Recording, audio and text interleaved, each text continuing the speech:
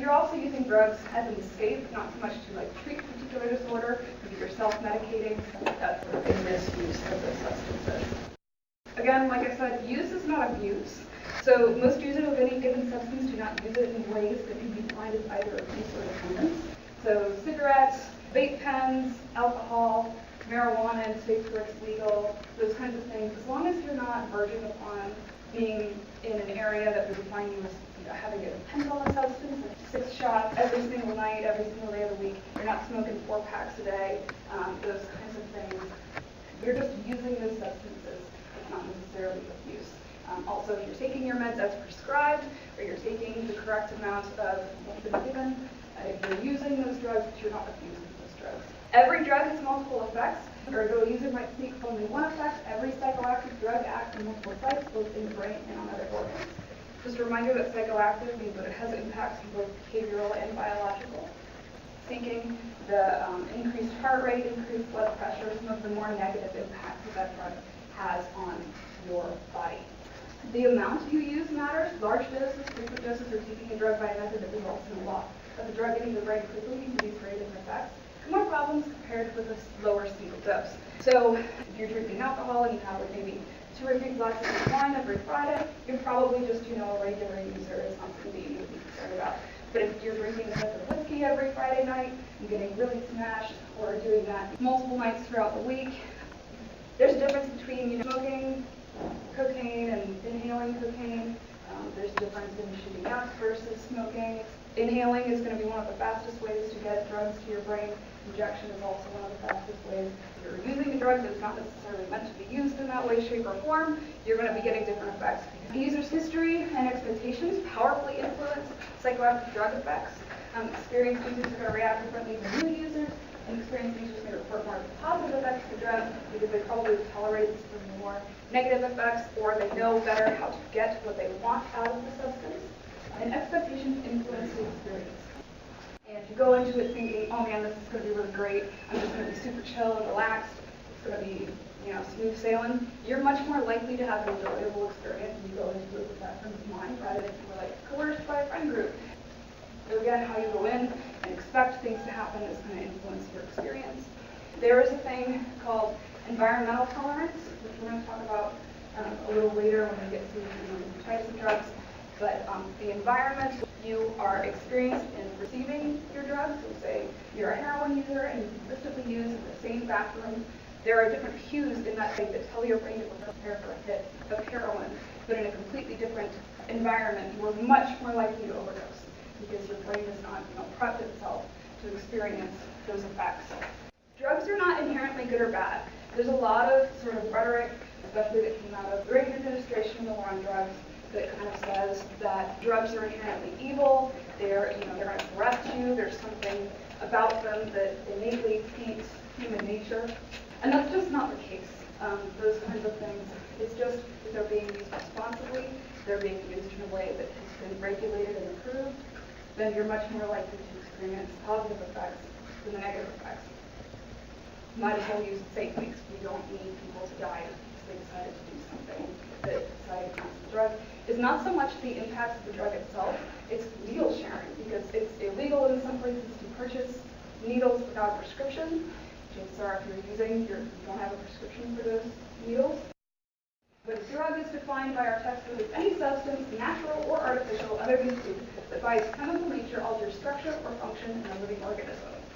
Deviant drug use is drug use that is not common within a social group and that is disapproved of by the majority. Drug misuse is the use of prescribed drugs in greater amounts than or for purposes other than those prescribed by a physician or dentist.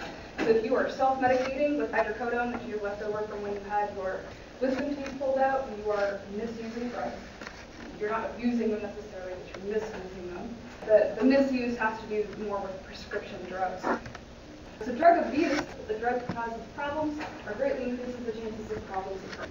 So again, if you are drinking excessive amounts of alcohol on a daily basis and you're hungover so much that you can't go to work, or you're driving under the influence, that would be considered drug abuse. Drug abuse does not necessarily entail addiction. So those are two different things. And addiction does not necessarily entail dependence. Substance addiction refers to cases in which people have struggled to control their use and have suffered serious negative consequences from that use. So you realize that drinking this much is harming you, but you cannot stop using, crave it, you can't seem to go a day without drinking it. Even if they get you into rehab and you manage to survive the withdrawal, as soon as you get out and you get one whiff of whiskey, you go right back into the bottle. That's addiction. Drug dependence is a state in which an individual uses a drug so frequently and consistently that it would be difficult for a person to get along without using the drug, which may or may not be physiological. So there's psychological dependence and there's physiological dependence. Physiological dependence indicates that there's going to be some form of withdrawal that occurs after you stop using the substance. So, nicotine addiction, you have to have the cigarettes, you feel really wired and wiggly if you don't get a cigarette every 1 hour, so you have to leave. That would be addiction. Dependence is going to be when you cannot function without having a cigarette. You're drunk and you have headaches and you're just kind of unpleasant to be around and you feel unhappy, and that's going to be dependence. Physiological dependence, again, that's going to be when you have physical symptoms of withdrawal.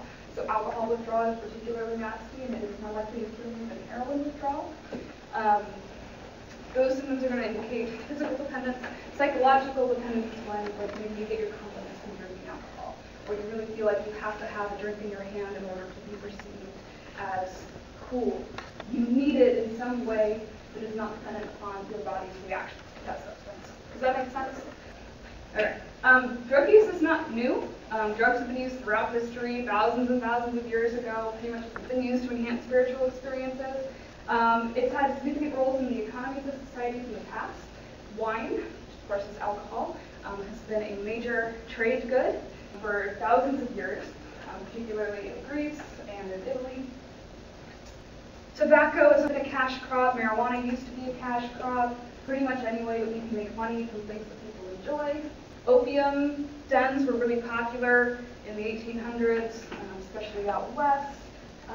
And drugs have always been used to treat illnesses. So again, what a drug is defined as is kind of shifted. We've given you sort of a broad strokes definition, but people would. The development and marketing of legal pharmaceuticals like vaccines, antibiotics, birth control medicines, and mental health treatments have been introduced and sort of really cemented drugs at the forefront of the whole industry.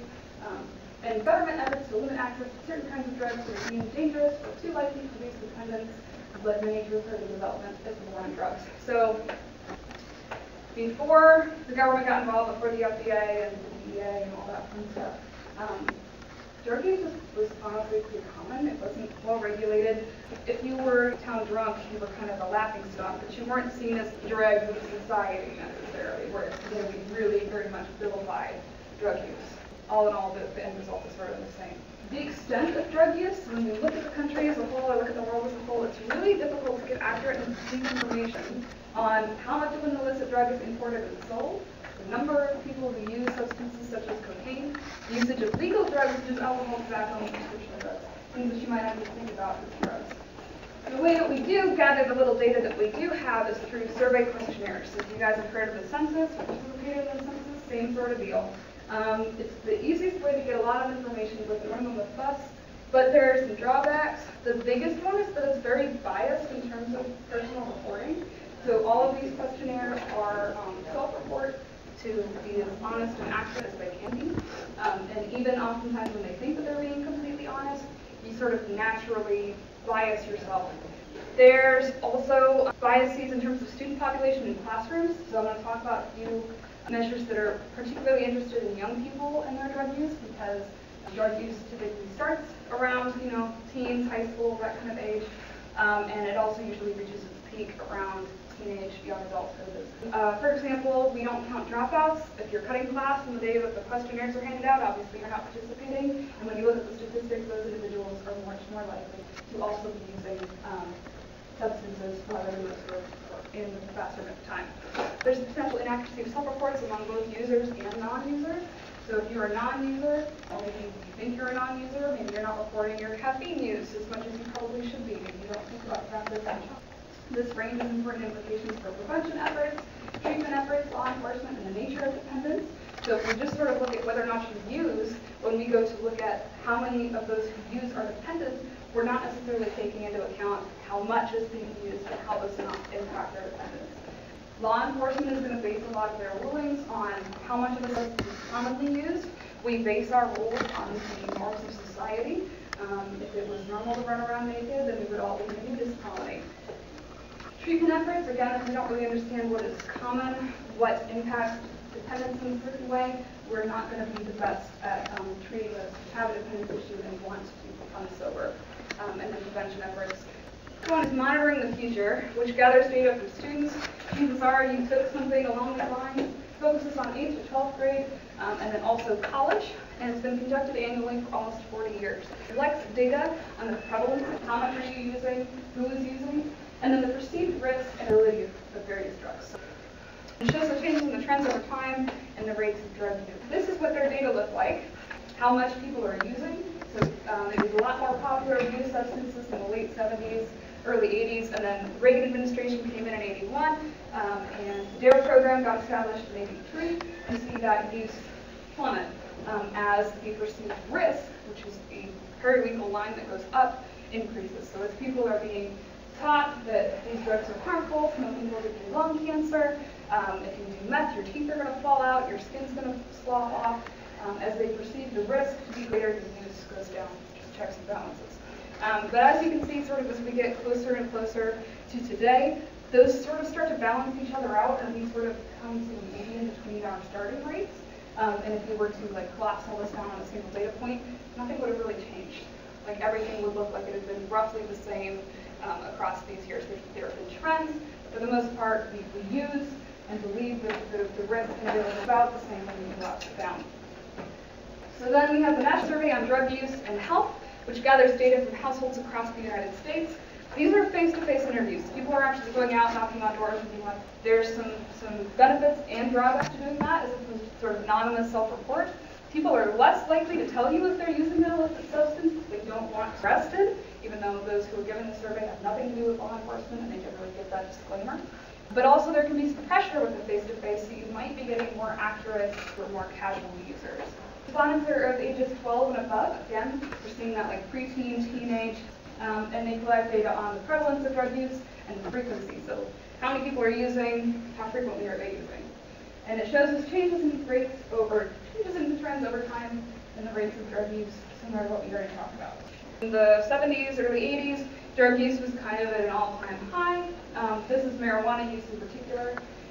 Those who are older are more likely to use it than those who are still in grade school. And then war on drugs, Reagan administration happens, DARE programs get instituted, and we see a drop-off till about the early 90s, and then we sort of see sort of a resurgence again. We like to see that the ages 18 to 25 is higher than those who are still in those development stages, although your brain is still developing until about age 24, so really these individuals are still at risk for damaging their long-term brain and behavior development. Although you will see that cocaine never really quite made a comeback, not that it's been wiped out completely, but cocaine stays pretty steady from 1992 all the way up through 2015. Data for monitoring the future study and the National Survey on Drug Use and Health can be examined together. Again, those patterns I pointed out are very similar, and they similarly strongly indicate that trends are real and probably reflect broad changes in American society over time. I pointed out some of what those changes were. The war on drugs, DARE program, blah, blah, blah. But basically the point is, we can track this data. If you've taken a psych class before, or a statistics class, or any sort of class that looks at scientific data, we know that correlation does not necessarily imply causation. What that means is that if I'm looking at those graphs, and I see that there's a drop-off in the 90s following the Reagan administration and the war on drugs, I'm saying that those things are correlated. The fact that we saw those programs go into practice at about that time, and we see a drop-off of drug use, is correlational evidence that says that those things are having an impact on each other. It does not mean that the war on drugs caused that. I'm inferring that those correlations have some sort of causality to them. But correlate is a variable that's statistically related to some other variable, such as drug use. Much of the research on correlates of drug use has used marijuana smoking as an indicator, partly because marijuana use has been a matter of some concern. So you've had those who outlawed it in the 30s, and sort of that sort of precedent that's been set by the FDA to have this as Schedule 1. And the other reason is that enough people have tried it so that meaningful correlations can be done. So while alcohol is still probably one of the most popular drugs marijuana